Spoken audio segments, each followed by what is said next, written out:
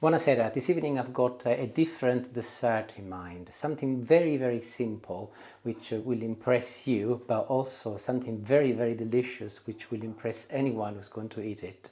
It's going to be a chocolate roulade made with panettone with chocolate inside, but also I will be using some chocolate spread and some mascarpone to make a lovely and beautiful cream. So let's make a start.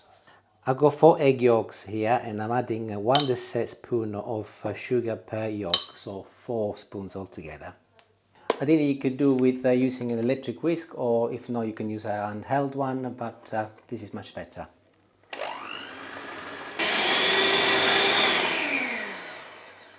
I have mixed it for about a minute and all of the sugar has been absorbed and also is turned into a lovely pale color as well. This is a tub of 250 grams of mascarpone. Mascarpone is a wonderful Italian cheese, often used to make tiramisu, but also you can use it to make pasta sauces and so on. It's really delicious. And I will be using my electric whisk again, but this time on a much lower and gentle setting. Just like this, the purpose is to gently combine the mascarpone and the egg together. And I'll stop for a moment. And my very last ingredient to complete the filling is chocolate spread. This is Italian hazelnut leading brand chocolate spread, and I've got about 3 tablespoons, so I will add them in. I'm going to use the blades to help me as it is really sticky. I nearly made the mistake of warming it up and then I realized no, I mustn't do that because of the eggs, so I left it as it is, straight out of the jar, but that will be fine. And once again I'll mix everything together on the lowest setting. And very gently, just let the electric whisk do the job, turn it around so that everything turns together and you will get this beautiful and smooth cream which is turning into a lovely color. And to ensure that you get all of the egg blended with the chocolate, just go against the edges and you will see that everything will combine. And that's it, less than a minute, I'll turn it off and my filling is ready. I'll just do a little check to see what it's like. Oh, it's really good. I've just asked Julie and Roberto, my son, who is here for Christmas, to taste the cream, and they loved it. But my son Roberto suggested that I put a little pinch of salt. I think it's a great idea, so not a lot, but just a little pinch. So that will add a little bit more of a contrast against the sugar. And I'll mix it all together now. Ironically, when I went in the lounge to get them to check the cream, they were watching the telly, they still are, and they're watching Jamie Oliver while I'm cooking here. That's not right, is it? Never mind, let's move to the panettone next, and I've got here a beautiful chocolate panettone, still wrapped up, and you can also use a pandoro if you like, or a plain panettone, but I would avoid using the panettone with the candies inside. It would not go very well with this dessert, unless you really want to, but that would not be my advice. If your panettone is anything like mine, you will have some paper in here, so just remove it, and that is very easy to do, just peel it off like this. And don't forget the base as well, there is a good amount of paper there as well, look. I'm going to use one of my favorite tools, the bread knife, and I will want to make approximately 6 slices from this panettone, but I will want to stop here because I've got a little plan for the top. So if I mark it here first, and then I mark the middle, like so, and I'll see if I can do 3 slices from each half, and see how that goes.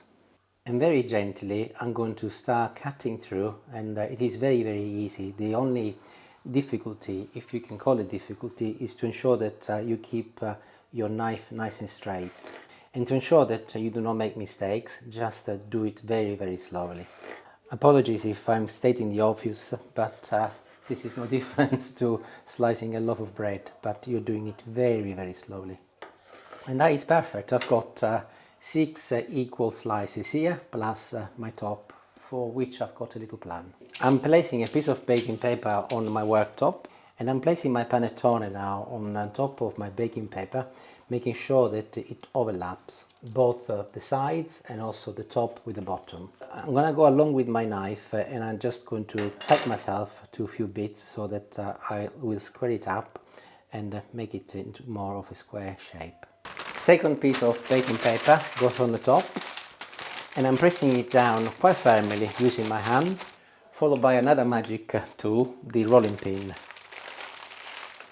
And I am applying quite a bit of pressure as I want my panettone underneath to be broadly of the same thickness throughout. And let's take a look. Yeah, that's pretty good, nice and flat.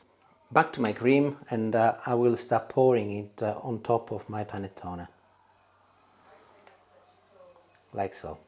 But I'm gonna keep a little for the end as I've got a little plan to put that on the top as well.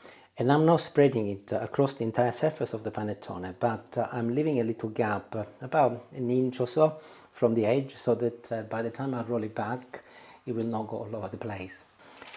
And this part, although it might look complicated, is very, very easy. The most important thing is that you just take your time and you do it slowly. So use your baking paper to help you, and very, very slowly start rolling it together, like this. As you complete one turn, gently press it down with your hands so that it gives some shape, and then pull the paper back, lift it very gently, and you start again. And then pull it back. Just use the paper really as much as you can. And I'm now near the end. One final roll. I'll pull it back very, very gently. And here it is, looking very elegant already. Back to my chocolate cream over here, which I purposely left for the top. I'll pop this in the microwave, maybe for 30 to 45 seconds until it melts and becomes nice and liquidy, and then I will apply it with a brush on top of my roll. It actually took only 20 seconds. Look, it's all very, very liquidy already. I'll put some on the top first. And as I mentioned earlier, using a brush, I'm ensuring that the entire surface of my roll is covered by cream. And that is it, all gone. I will want to move it into a tray next, and that will be the tray which will be used for serving. But before I continue, I want to straighten up the ends.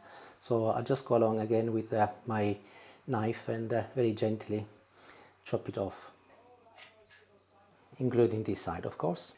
Here is my tray. And I'm going to lift using a couple of spatulas. Again, very, very slowly and very gently, just like this. And ensure that you position it in the middle, because once it's set, you don't really want to play with it. To avoid damaging while I remove the spatula, I will hold the end with another spatula and very gently pull it away. And I will repeat it on the other side as well. Icing sugar. And I'm going to be very generous so that it will give a lovely and snowy effect, which is perfect for Christmas.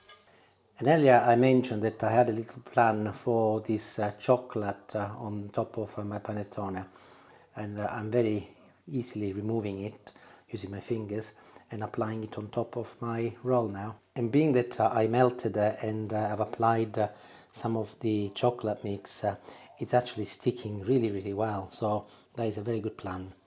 And I finish it off with another little coating of icing sugar so that the chocolate on top now blends in with the rest of the cake.